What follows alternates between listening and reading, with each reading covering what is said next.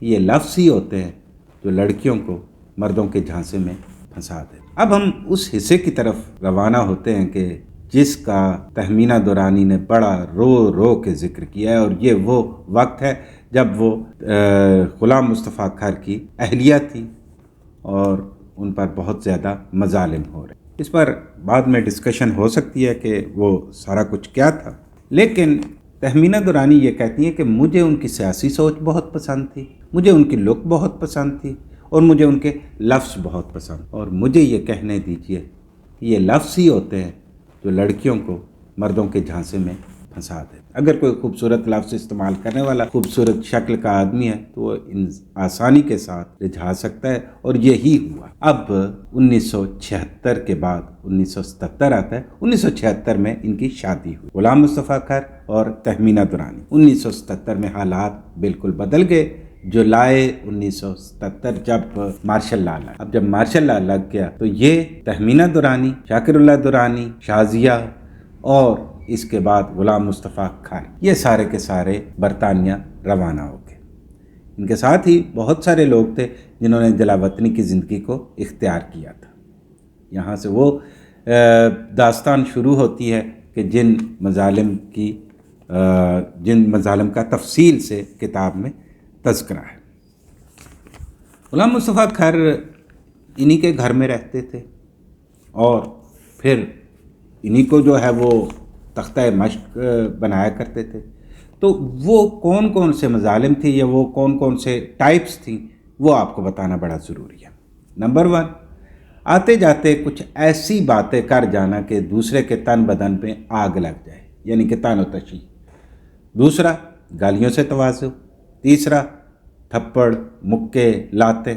تیسرا، اس کے بعد چوتھا برہنہ کر دینا، شرمندہ کر دینا، اور اس وقت تک مارتے رہنا کہ جب تک اگلا آدمی بے ہوش نہ ہو جائے۔ یہ وہ تفصیلات ہیں جو کہ یہ تہمینہ دورانی اس کتاب میں بہت تفصیل سے بیان کرتی ہے۔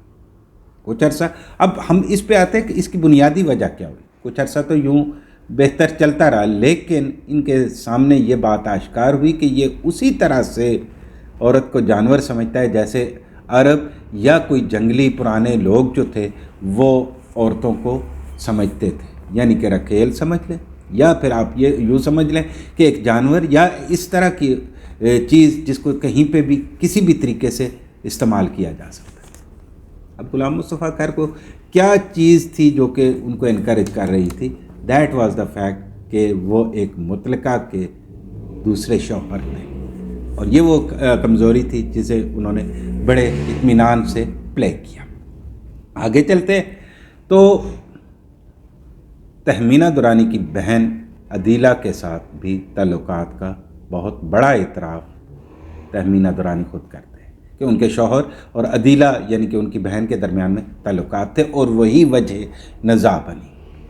آہستہ آہستہ یہ تمام چیزیں یعنی کہ یہ تمام تعلقات شرنک ہوتے گئے، کم ہوتے گئے، اور زیرو پر پہنچ گئے۔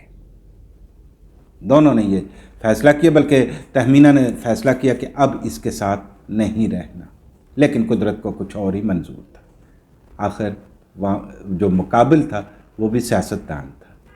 غلام مصطفیٰ کھر نے اطمینان سے بچوں کو لیا۔ بچے رہتے اپنی ماں کے پاس تھے، لیکن ملنے چلے جایا کرتے تھے اپنے باپ کے ساتھ۔ دونوں میں عملی طور پہ علیحدگی ہو چکی تھی، لیکن کیا تھا کہ بچے والد کو ملنے جب جایا کرتے تھے تو صورتحال یوں ہوئی کہ ایک دن والد نے یعنی کہ غلام مصطفیٰ کھر نے یوں کیا کہ ان بچوں کو جھانسا دیا کہ وہ انہیں امریکہ لے کے جا رہا ہے، جب کہ وہ انہیں پاکستان لے آیا۔ جب بچے یہاں پہ پاکستان پہنچ کے اور والدہ کے پاس نہ پہنچے تو تب تہمینہ کو احساس ہوا کہ وہ کیا کر بیٹھی اور کس عذاب میں مبتلا ہو گیا۔ جب اس نے غلام مصطفیٰ کھر کو فون کیا تو غلام مصطفیٰ کھر نے آگے سے جواب دیا کہ ہاں بچے تو تمہیں مل سکتے ہیں، تمہیں میرے ساتھ رہنا ہوگا۔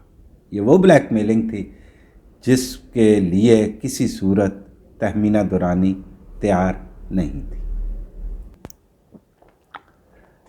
اب یوں ہوا کہ تہمینہ دورانی کے پاس کوئی اور چارہ نہیں تھا کہ وہ غلام مصطفیٰ کھر سے سمجھوتا کر لیں، اور پھر یہ 1985 تھا۔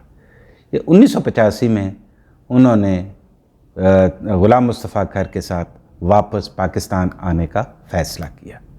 راستے میں غلام مصطفیٰ کھر انہیں یہ یقین دلاتے رہے کہ جناب میں آپ کو ایک بدلا ہوا شخص بن کر دکھاؤں گا، لیکن وہ نہیں بدلے۔